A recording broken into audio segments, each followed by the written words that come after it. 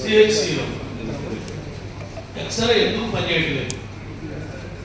ఎవరి కోసం ఆ ఎక్స్రేని కొనుగోలు చేశారు?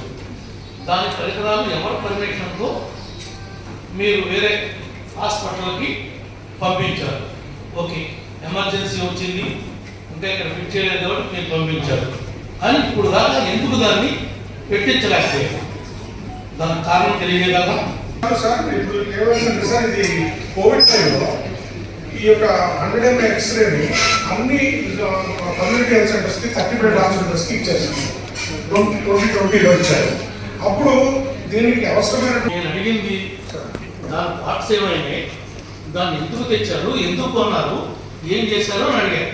మీరేంటి పాత ఆయన ఏదో చేశాడు, మీరు వచ్చారని ఇది పాత డిసిహెచ్ఎస్ వల్ల అట్లా జరిగింది, ఇలా అవసరం లేకపోయినా కోవిడ్ టైంలో మీరు ఇండియన్ ప్లే చేశారు, అన్ని పార్ట్స్ ఉంటేనే కదా డబ్బులు పే చేయాల్సింది, వాళ్ళకి డబ్బులు పే ఎందుకు డబ్బులు ఇచ్చారు, ఇచ్చినటువంటి వాళ్ళు ఎవరు, ఇప్పుడు వరకు తీసుకున్నటువంటి చర్యలు ఏంటి, ఎందుకు అంత 100 బెడ్ల హాస్పిటల్ పెట్టి మీరు ఉన్న ఎక్స్రే రూమ్ పెట్టి ఎక్స్రేలో కొన్ని పార్కులు పెట్టి కొన్ని పార్కులు చంద్రపూడి పంపించి ఏం చేద్దాం అనుకుంటున్నారు హాస్పిటల్స్ని? మీరు ఎందుకు డిసిహెచ్ఎస్గా మీరేంటి? మీరు కరెక్ట్ గారు దృష్టి తీసుకునేది. నేను మంత్రులు ఇద్దరు ఉన్నారు సార్, గౌరవ మంత్రులు గారిని కోరేది, ఎవరైతే మా కరెక్ట్ గారు కూడా ఉన్నారు, ఇంకా జేసీ గారు కూడా ఉన్నారు, కొద్దిగా మీరు డైరెక్షన్ ఇస్తే మాకు కొంత అవగాహన వస్తుంది. కాన్స్టిట్యూన్సీలో ఏం జరుగుతుంది, జిల్లాలో ఏం జరుగుతుంది. ఇప్పుడు ఇంత పెద్ద మీటింగ్, ఇప్పుడు ఈ మీటింగ్ నేను క్లోజ్ చేయాలంటే 11 గంటలు పడుతుంది.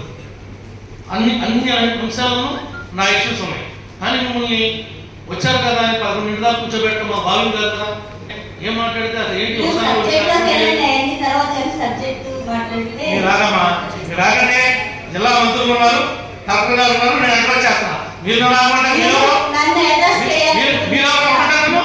నేను మాట్లాడుతున్నాను, నేను మాకున్నటువంటి సమస్య ఇది నా ప్లాట్ఫామ్, ఇది నా ప్లాట్ఫామ్. నేను ఒక ఎలా చేద్దాం మాకు ఉన్నటువంటి ఇబ్బందులు మేము చెప్పుకునేటువంటి అవుతుంది. మాకు చట్టం ద్వారా వచ్చినటువంటి శాసనం ద్వారా వచ్చినటువంటి హక్కు మమ్మల్ని చెప్పదండి. మేము మా భాగం చెప్పుకోవాలి, మా ఎమ్మెల్యే భాగం చెప్పుకోవాలి, మా తాలూకా ఉన్న విషయాన్ని ప్రజల తాలూకా చెప్పాలి. మీరు నామని చెప్తాను, మీరు ఆగమంటే మీరు చేసుకుంటున్నారని మాత్రం నేను ఆగడం అవసరం లేదు. అసలు విషయం చెప్పాను. మా భాగం తాలూకా ఉన్న విషయాలు ఇద్దరు మంత్రుల గారికి, కలెక్టర్ గారికి, జేసీ గారికి, జిల్లా అధికారులకి, డెప్యూటీ సభ్యులకి, ఎంపీపీకి అందరూ కూడా అర్థమయ్యే ఉంటుందని నేను భావిస్తా ఉన్నాను.